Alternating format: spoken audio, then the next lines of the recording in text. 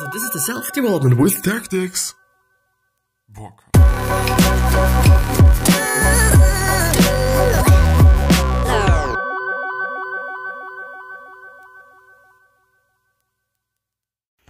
So today we're gonna go ahead with the Untethered Soul by I actually don't know. I know it's gonna be in the title of the video and or podcast anyway, so there's no need for me to remember this.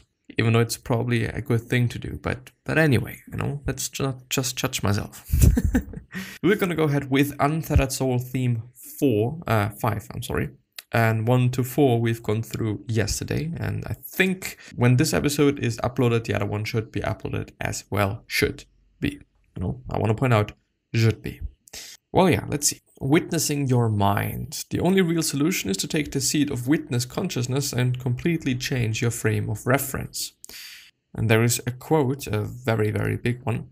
The process of seeing something requires a subject-object relationship. The subject is called the witness because it is the one who sees what is happening. The object is what you are seeing, in this case the inner disturbance. This act of maintaining object awareness of the inner problem is always better than losing yourself in the other situation. This is the essential difference between a spiritually minded person and a worldly person. Worldly, it doesn't mean that you have money or state.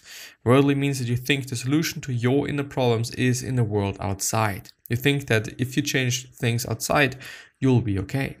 But nobody has ever truly become okay by changing things outside. There's always the next problem. The next real solution is to take the seat of witness consciousness and completely change your frame of reference. And I heavily believe that this book is just meant for me to be read now, since I am in a place where I don't feel that nice, that amazing, and have certain problems, as you can indicate by my dropping voice. But I think it is amazing. I really think it is, because I especially liked, but nobody has ever truly become okay by changing things outside. There's always the next problem. And it is definitely the case. There is always something next. There's always the next thing, the next that, the next this, the next problem. Yeah. There's always something next. There's always something coming up, and there's always going to be something coming up in the future. And so, okay, you know, if you change something outside to change this one problem, does this then also mean that you're going to change the problem per se? Probably not really. And this is then a pretty fucked up thing and a pretty not that nice thing. So yeah, you know, it's definitely about things that have something to do with your inner game, with how you're feeling inside, with what you're doing, with so and so. And yeah, that's definitely the case. I know nothing to argue about that. This involves a change from outer solution consciousness to inner solution consciousness. You have to break the habit of thinking that the solution to your problem is to rearrange things outside. The only permanent solution to your problem is to go inside and let go of the part of you that seems to have so many problems with reality. There are two distinct aspects of your inner being. The first is you, the awareness, the witness, the center of your willful intentions, and the other one is that which you watch. If you aren't there experiencing that peace that occurs when your thoughts stop, then obviously your existence is not dependent upon the act of thinking. Once again, if you are in there experiencing the peace that occurs when your thoughts stop, then obviously your existence is not dependent upon the act of thinking. You're not the thinking mind, you're aware of the thinking mind. You are the consciousness that is behind the mind and is aware of the thoughts. The minute you start putting your whole heart and soul into the mind as if it were your savior and protector, you will find yourself behind the mind watching it. That is how you know about your thoughts. You are in there watching them. Eventually, you will be able to just sit in there quietly and consciously watch the mind. Thinking is something you watch the mind do. You're just in there, aware that you are aware. You are the indwelling being, the consciousness. It is not something that you have to think about. You are it. The only way to inner freedom is through the one who matches the self. The self simply notices that the mind and emotions are unraveling and that nothing is struggling to hold them back. It really makes sense. It really does make sense. You know, it kind of means that you understand that your mind is your mind and your mind is not you. Quite. Even though it sounds ridiculous and strange, I just really have to say that, yeah, But yeah, but I would say this as well. I mean, if you can understand that your thoughts are your thoughts, and it just gives you the power of understanding and making it happen, that you're not that affected by it. You know, your mind can really affect you if you let it affect you. But if you understand and if you think that your mind is just a separate piece that has nothing to do with you quite, then yeah, you know, it still is a ridiculous thought. I really have to admit that. But it makes sense that you're then going to feel better about yourself, and you're going to feel better about everything, because you understand that this is not affecting you, and this has nothing to change and can not change anything with you. Thinking is something you watch the mind do. You're just in there aware that you are aware. You are the indwelling being, the consciousness. It is not something that you have to think about. You are it. Untethered Soul Theme 6, Consciousness and Awareness, the root of the self, the seed of consciousness. You are the conscious being who is aware that you are aware of all the inner and all the things. As you go deeper into yourself, you will naturally come to realize that there is an aspect of your being that is always there and never changes. This is your sense of awareness, your consciousness. It is this awareness that is aware of your thoughts, experiences, the ebb and flow of your emotions, and receives your physical senses. This is the root of self. You're not your thoughts, you are aware of your thoughts. You're not your emotions, you feel your emotions. You're not your body, you look at what you look at in the mirror and experience the world through its eyes and ears. You are the conscious being who is aware that you are aware of all these inner and outer things. And I think this thought per se can put you really in peace, or on peace, whatever. Because it just gives you so much power. It gives you so much power over yourself by noticing, well, I'm actually just watching things. You know, the real me, the real self, it is watching everything. It is watching my thoughts. It's watching my body and my physical appearance. It is watching everything. And so, yeah, I have power over everything because I'm fucking watching it, motherfucker. Now you are in your center of consciousness. You're behind everything, just watching. This is your true home. Take everything else away and you're still there, aware that everything is gone. But take the center of awareness away and there is nothing. That center is the seed of self. From the seed, or from that seed, you are aware that there are thoughts, emotions, and a world coming in through your senses. But now you're aware that you are aware that that is the seed of the Buddhist self, the Hindu Atman, and the Judeo-Christian soul. The great mystery begins once you take that seed deep within. If you go very deep, that is where you live in a seat of consciousness. A true spiritual being lives there without effort and without intent. Consciousness is the highest word you will ever utter. There is nothing higher or deeper than consciousness. Consciousness is pure awareness. When you are aware, when you are an aware being, you no longer become completely immersed in the events around you. Instead, you remain inwardly aware that you are the one who is experiencing both the events and the corresponding thoughts and emotions. When a thought is created in this state of awareness, instead of getting lost in it, you remain aware that you are the one who is thinking the thought. You are lucid. It is very stoic, actually. If you think about it, if you think about the fact that you are just somebody that is watching yourself, quite your mind, your outer experience, your everything, then it just gives you the ability to respond to outer events and outside actions and outside events in a completely different way. You know, if something happens, then you know, okay, this is something that I'm experiencing, and I'm just seeing this emotion. I'm just doing this emotion. I'm emotionalizing this emotion, whatever you want to call it. You know what I mean? I don't have to respond in that way. I don't have to feel that emotion. I could also feel another emotion because I'm just watching my body doing it. I'm just watching my mind doing it. But I could do something else. It just gives you some really fucking amazing third person perspective onto yourself and onto your whole experience of life. If I, just now to give an example, as I'm thinking about it,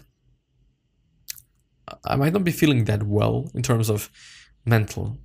health because of various reasons, because of some things that I in the past did, for example. But if I think about it, it is a thought that I'm having, and it is an emotion that I'm having. I'm feeling it, I did it, whatnot. I see the emotion, I see the thought, but it is something that my body, my mind is doing. It actually gives you some sort of I don't give a fuck about anything attitude. I also don't know if I like that too much. What differentiates a conscious, centered being from a person who is not so conscious is simply the focus of their awareness. Okay. It's not a difference in the consciousness itself. All consciousness is the same, just as all light from the sun is the same, all awareness is the same. Consciousness is neither pure nor impure. It has no qualities. It's just there, aware that it's aware. The difference is that when your consciousness is not centered within, it becomes totally focused on the objects of consciousness. When you are a centered being, however, your consciousness is always aware of being conscious. Your awareness of being is independent of the inner and outer objects you happen to be aware of. That is how an awakened being lives in the now, quote unquote, now. They are present, life is present, and the wholeness of life is passing through them. Imagine if you were so fully present during each experience of life that it was touching you the depth of your being. Every moment would be a stimulating, moving experience because you would be completely open and life would be flowing right through you. Relatively long book summary, which I totally enjoy. But I wonder, should I even go through the next bit? I don't want to leave just too less for the next episode, you know? Don't want to have that, but I could definitely zoom in, by the way. Untethered Soul Theme 7. Inner energy, the flow of spiritual energy from the depth of your being, which is G or Shakti or spirit. You have a wellspring of beautiful energy inside you. When you're open, you feel it. When you're closed, you don't. This flow of energy comes from the depth of your being. It's being called by many names. In ancient Chinese medicine, it's called Qi. In yoga, it is called Shakti, and in the West, it is called spirit. Call it anything you want. All the great spiritual traditions talk about your spiritual energy. They just give it different names. That spiritual energy is what you're experiencing when love rushes up into your heart. That is what you're experiencing when you're enthused by something and all this high energy comes up inside of you. Consciousness is one of the great mysteries in life. Inner energy is another. It's actually a shame how little attention the Western world pays to the laws of inner energy. We study the energy outside and give great value to energy sources, but we ignore the energy within people. The energy within. People go about their lives thinking, feeling, and acting without the understanding of what makes these activities take place. You should know about this energy because it is yours, it is your birthright, and it's unlimited. You can call upon it anytime you want. It has nothing to do with age. Some 80-year-old people have the energy and enthusiasm of a child. They can work long hours for 7 days a week. It's just energy. Energy doesn't get old, it doesn't get tired, and it doesn't need food. What it needs is openness and receptivity. This energy is equally available to everybody. The sun does not shine differently on different people. As you explore your inner energy, a whole world of discovery opens up to you. The most important thing in life is your inner energy. Should have finished up with it. No, I'm unable to do so. But I'm going to go through the 8th one as well. Just going to leave a little bit for the next time. Staying open. If you remain open enough, waves of uplifting energy will find your heart, so don't ever close. Staying open is what the great saints and masters taught. They taught that God is joy, God is ecstasy, and God is love. If you remain open enough, waves of uplifting energy will fill your heart. Spiritual practices are not an end in itself or in themselves. They bear fruit when you become deep enough to remain open. You should never leave something as important as your energy flow to chance. If you like energy, and you do, then don't ever close. The more you learn to stay open, the more the energy can flow into you. You practice opening by not closing. The more you stay open, the more the energy flow can build. At some point, so much energy comes into you that it starts flowing out of you. You feel it as waves pouring off of you. You can actually feel it flowing off your hands and your heart, and through other energy centers. All these energy centers open and a tremendous amount of energy starts flowing out of you. What is more, the energy affects other people. People can pick up your energy and you're feeding them with this flow. If you're willing to open even more, it never stops. You become a source of light for all those around you. So you learn to stay open no matter what happens. If you do, you get for free what everybody else is struggling for: love, enthusiasm, excitement, and energy. If you really want to stay open, pay attention when you feel love and enthusiasm. What you'll find is that the only thing you really want from life is to feel enthusiasm, joy, and love. Which is something I definitely can sign and definitely can say, yeah, this is the motherfucking truth, bitch. It's definitely the case. There's nothing to argue about that. Nothing. Absolutely motherfucking nothing to argue about that. If you're enthusiastic about the job that you're doing, if you're feeling joyful about whatever the fuck you're doing every single fucking day, and you're feeling loved, whether you're having a partner or you're having no partner, you're gonna be fucking insanely indestructible. Nothing is gonna be able to fuck with you. And it gives me so much energy to read that. Really. It's insane. It really is. But it is something. This piece, this a few words, which is which you can't go through in an hour quite. If you go through it, every week or so, I do think it's great therapy. I'm not gonna lie, it's fucking amazing. What you'll find is that the only thing you really want from life is to feel enthusiasm, joy, and love.